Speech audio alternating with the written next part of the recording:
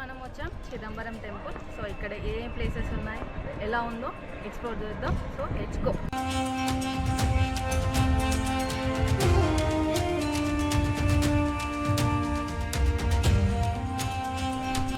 ఈ టెంపుల్కి 4 గోపురాలు ఉన్నాయి, నార్త్, సౌత్, ఈస్ట్, వెస్ట్. మేము నార్త్ టవర్ గేట్ నుంచి ఎంటర్ అయ్యాము. మీరు ఏ గేట్ నుంచి అయినా ఎంటర్ అవ్వచ్చు. మెయిన్ ఎంట్రన్స్ వచ్చేసి ఈస్ట్ టవర్ అనమాట. పంచభూతలింగాలలో ఆకాశలింగం ఈ చిదంబరం టెంపుల్. ఈ టెంపుల్ మొత్తం 40 ఎకరాలలో ఉంది. చెన్నై నుంచి చిదంబరం 5 అవర్స్లో రీచ్ అవ్వచ్చు. ఈ టెంపుల్ ఆర్కిటెక్చర్ చాలా బాగుంటుంది అండ్ చాలా పీస్ఫుల్గా కూడా అనిపిస్తుంది. లోపలికి కెమెరాలు అలో లేదు, సో నేను లోపల ఏం షూట్ చేయలేకపోయాను. రాజస్వామి విగ్రహం కాలి బొటనవేలు భూమి అయస్కాంత క్షేత్రానికి దగ్గరగా ఉందని 8 years రీసెర్చ్ చేసి డిక్లేర్ చేశారు.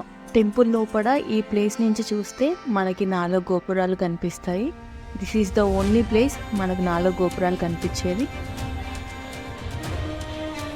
ఈ టెంపుల్ లోపల మనకి Ganapati, Devi Parvati, old Shiva temple and Subrahmanya Swamy temple కూడా ఉంటాయి. ఇక్కడ కోనేరు కూడా ఉంది. ఈ కోనేరు పేరు వచ్చేసి పుష్పకరణి. నాకు ఈ ప్లేస్ అంటే చాలా ఇష్టం. బేసికల్గా మనం శివుడిని లింగ రూపంలోనే చూసాం, కానీ చిదంబరంలో శివుడు 3 విధాలుగా దర్శనం ఇస్తారు. ఫస్ట్ వన్ వచ్చేసి ఆనంద తాండవం చేస్తున్న నటరాజస్వామి విగ్రహం. సెకండ్ వన్ వచ్చేసి చంద్రమౌళీశ్వర స్ఫటికలింగ రూపం. 3వ రూపమే చిదంబర రహస్యం.